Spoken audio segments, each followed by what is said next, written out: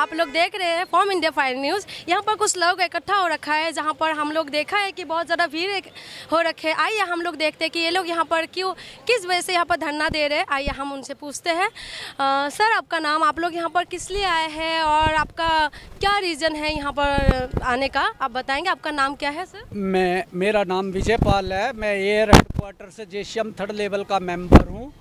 हमारा ये प्रोग्राम जो है all India defence employees federation का 9 सूत्रीय कार्यक्रम के समर्थन में, हमारे जो पूरे देश के कार्मिक हैं वो आज 20वां दिन है उनको, और जो है अनशन पे बैठे हैं। गवर्नमेंट की नीतियों के कारण हम लोग यहाँ अनशन पे बैठे हैं। हमारा जो डिफेंस सेक्टर है उसको आज FDI के माध्यम से सबसे बड़ा खतरा जो है वो देश के सामने है कि देश के सुरक्षा संसाधनों को प्राइवेटाइजेशन में देने का काम गवर्नमेंट कर रही है। इसके खिलाफ में हम देश की सुरक्षा को गलत हाथों में ना जाने के कारण आज 20वां दिन जो है अनशन पे हमारी जो है सभी इकाइयाँ, डिफेंस की जो इकाइयाँ हैं, DRDO है, DGQ है, आर्मी है, नेवी है, एयरफोर्स है। आज एयरफोर्स का डे है और 20वां दिन जो है एयरफोर्स का है। दिल्ली एयरफोर्स के कर्मचारी यहाँ सुबह से भूखे प्यासे अनशन पे बैठे हुए हैं और सरकार को ये मैसेज देना चाहते हैं कि ये गूंगी बहरी सरकार जो है अभी भी चेत ले और देश को दूसरे के हाथों में देने से जो है बचे और उस रास्ते का जो है सलोशन कर्मचारियों से मिलकर उस रास्ते का सलोशन जो है निकाले और प्राइवेटाइजेशन को रोकने का काम करें। सर, आप कौन हैं और आप कितने टाइम से आप यहाँ पर रह रहे हैं और सरकार आप लोगों की जो आप लोग मांग कर रहे हैं वो नहीं सुन रहे हैं? आप कितना टाइम हो गया आप लोगों को यहाँ पर हम यहाँ 3 जुलाई 2017 से अनशन पे बैठे हुए हैं और हमारी डिफेंस की जितनी इकाइयाँ हैं वो सभी इकाई बारी बारी से धरना दे रही है। उसमें हमारी 41 ऑर्डोनेंस फैक्ट्री हैं जो गोला बारूद और हथियार बनाने का काम करती है। सरकार उन फैक्ट्रियों को प्राइवेटाइजेशन करना चाहती है जिसके कारण देश की सुरक्षा को एक बहुत बड़ा खतरा है। हम उस खतरे को देखते हुए हमारा कर्तव्य बनता है कि चाहे हमें अनशन करना पड़े, चाहे हमें भूख हड़ताल करनी पड़े, चाहे हमें फांसी पे भी चढ़ना पड़े, हम अपने देश की सुरक्षा के साथ में सरकार को कोई खिलवाड़ नहीं करने देने के।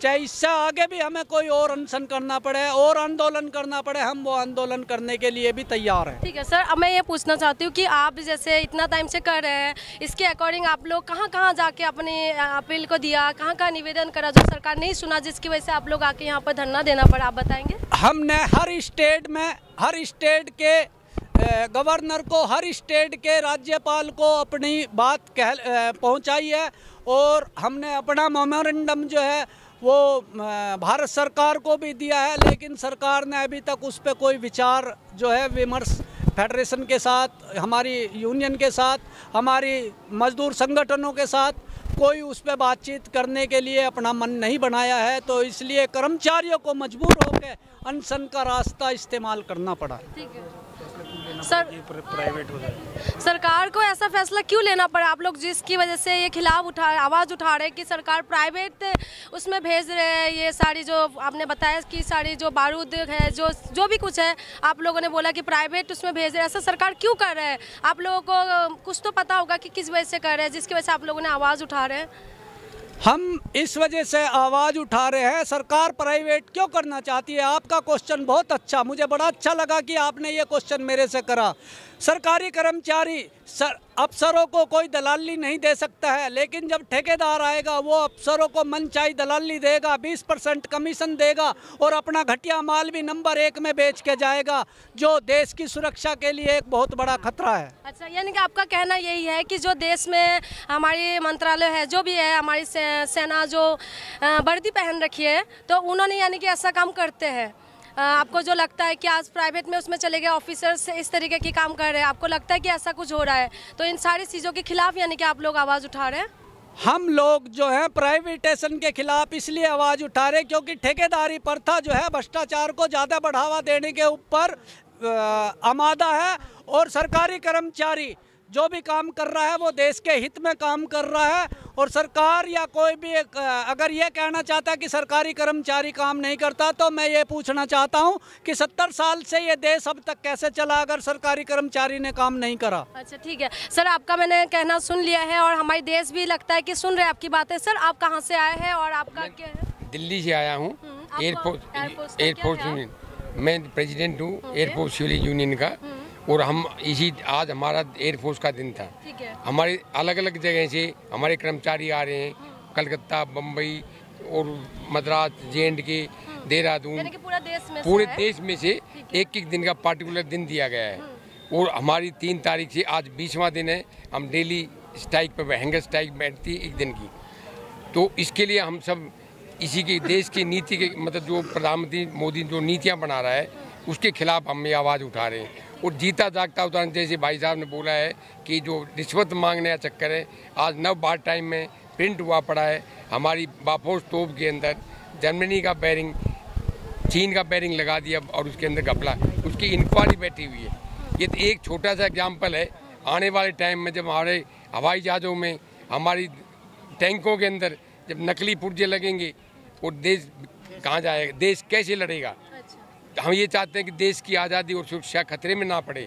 हम प्रोटेस्ट कर रहे हैं और सभी हिंदुस्तान भाइयों से कम डिफेंस को मत बेचो।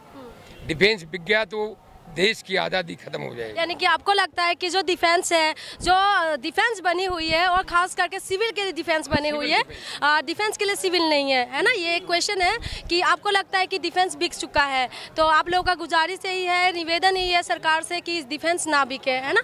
तो प्राइवेटेशन में ना आए। तो सर एक चीज तो सरकार अपने हाथ में रखे जो उसके आदेश पे काम कर सके। कम से कम सरकार डिफेंस को तो अपने हाथ में रखे।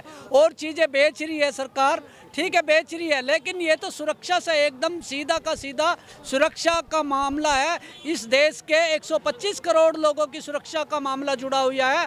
अगर देश प्राइवेट हाथों में चला जाएगा तो हम कैसे यकीन कर सकते हैं कि जो प्राइवेट ठेकेदार हैं वो देश को सुरक्षित रास्ते पे ले जाने का काम करेंगे। सरकारी कर्मचारी अपना दिल और मेहनत करके वो कल पुर्जे तैयार करता है, गोला बारूद तैयार करता है और देश की ऊपर आंख उठाने वालों के लिए देश का जो रक्षा कर्मचारी है वो रात और दिन काम करता है। लेकिन सरकार को पता नहीं क्या हो गया है जो सरकार इस चीज़ पे चिंतित नहीं है। 125 करोड़ लोगों की सुरक्षा के बारे में सरकार जो है क्यों नहीं सोच रही? डिफेंस एम्प्लॉयज फेडरेशन ने जो फैसला लिया है वो देश की सुरक्षा को और 125 करोड़ देशवासियों को देखते हुए उनकी सुरक्षा में कोई खिलवाड़ ना हो, इसलिए डिफेंस एम्प्लॉयज फेडरेशन ने ये निर्णय लिया है। चाहे इसके लिए हमें और भी संघर्ष करना पड़े, और भी संघर्ष को तेज करना पड़े, लेकिन हम पीछे नहीं हटेंगे और हम अपनी बात को मनवा कर रहेंगे। ठीक है सर, मैं बस यही कहना चाहती हूँ कि सर आप आगे का क्या योजना है आप थोड़ा सा हमें बताइए और हम आप बताएगा वाला आप बताएंगे कि आगे अगर ये लोग नहीं सुनेंगे, अगर हमारी बात नहीं मानी गई तो हम आगे इससे भी तेज संघर्ष करेंगे। और चाहे हमें अपनी कुर्बानी देनी पड़े, अपने खून को बहाना पड़े, लेकिन हम पीछे नहीं हटेंगे और हम देश के साथ कोई भी ऐसा समझौता नहीं करने देंगे जो हमारे देश की सुरक्षा को कोई खतरा पैदा हो। 8 तारीख को हमारा अधिवेशन। तो आप लोग देखा कि ये लोग हमारे जो देश में सेवा करते हैं, नेवी, एयरफोर्स और आर्मी, तीनों सेना है जिसकी हमने बातें सुना है। तो मैं भी यही देश से चाहती हूँ कि आप लोग इनकी निवेदनों को सुन